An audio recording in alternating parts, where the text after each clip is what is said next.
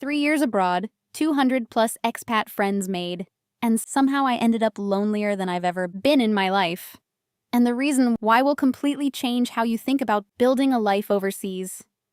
Today, we are going into the reality of expat loneliness.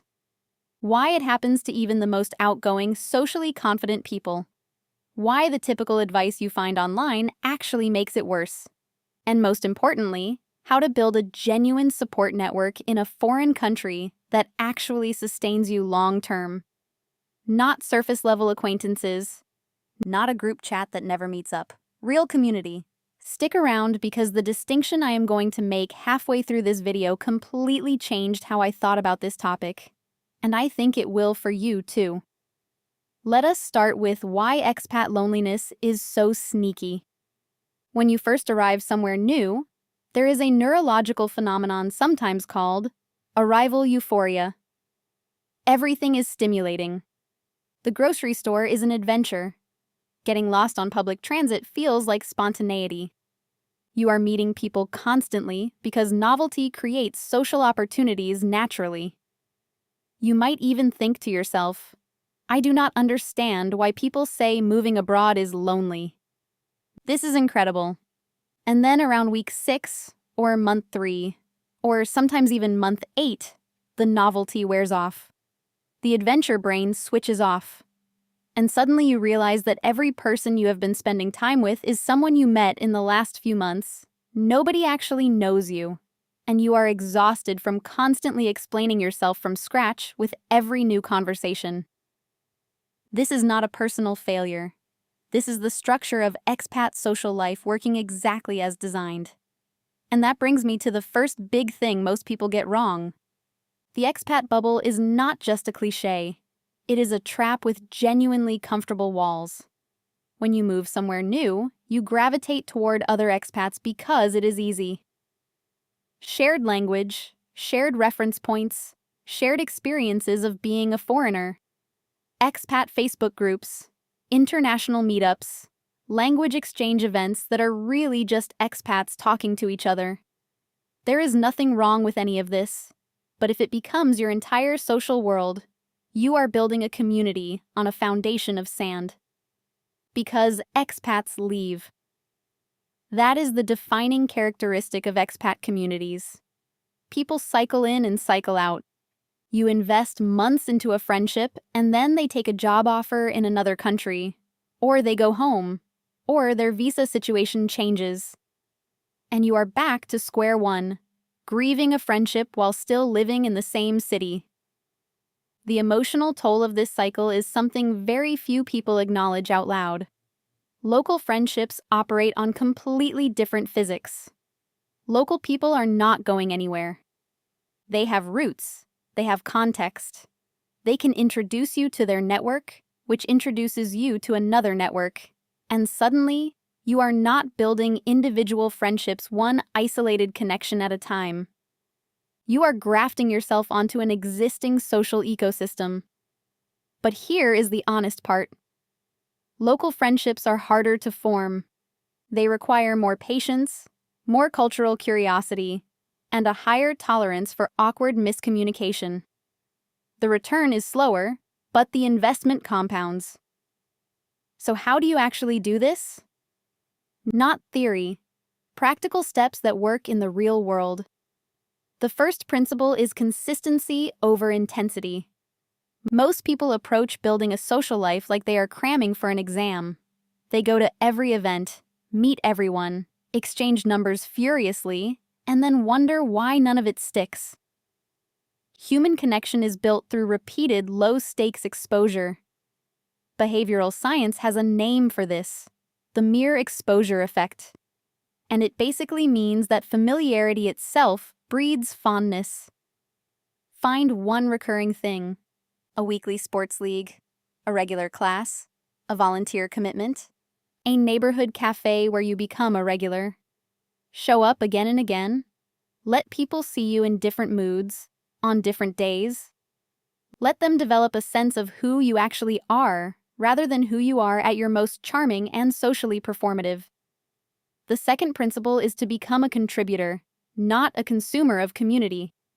The loneliest expats I have ever spoken to tend to approach social situations as someone looking to receive connection.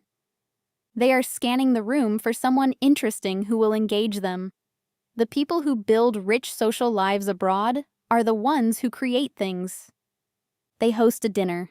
They organize the hike. They start the book club, or the running group, or the informal language exchange. When you become the person who initiates, you automatically occupy a different social position. People associate you with belonging because you are actively creating it.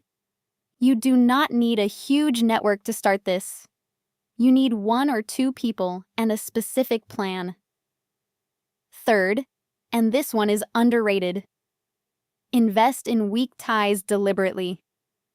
Sociological research has consistently shown that weak ties, meaning acquaintances and loose connections rather than close friends, are actually crucial to well-being and opportunity. The neighbor you chat with briefly, the barista at your local spot, the person from your gym you know by name but have never had a deep conversation with. These connections are not superficial noise. They are the connective tissue of a community. They make you feel like you belong to a place. Nurture them. Remember people's names. Ask follow-up questions about things they mentioned before. These small acts accumulate into something that feels like home. Now, let us talk about the emotional side, because the practical steps only work if you address what is happening underneath them. Expat loneliness often comes with a secondary layer of shame. You are supposed to be living the dream. You chose this. People back home are sometimes even a little envious of your life. Admitting that you are struggling socially can feel like an admission of failure, like you made a mistake, like you should just go home. That shame keeps people isolated because it prevents them from being honest with the people they do meet. And here is the paradox. Vulnerability is the fastest shortcut to genuine connection. When you meet another person and you are honest about finding the social adjustment difficult, you give them permission to be honest too. Almost universally, the other person is experiencing something similar and has been performing okayness for the same reasons you have been. That moment of mutual honesty can compress months of surface-level socializing into a single real conversation. There is also something worth naming about the relationship between loneliness and identity.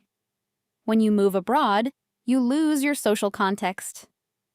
Back home, people know your history, your family, your past versions.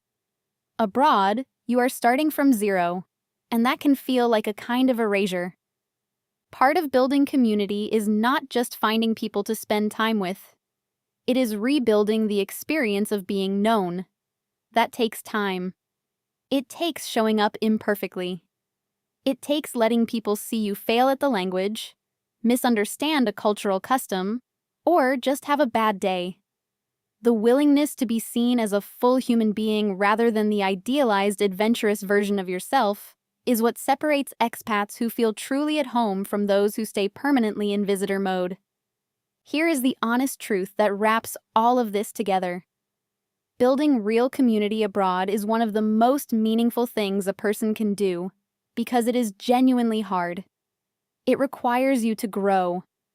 It requires humility, patience, and a willingness to be uncomfortable in ways that staying home never would have asked of you.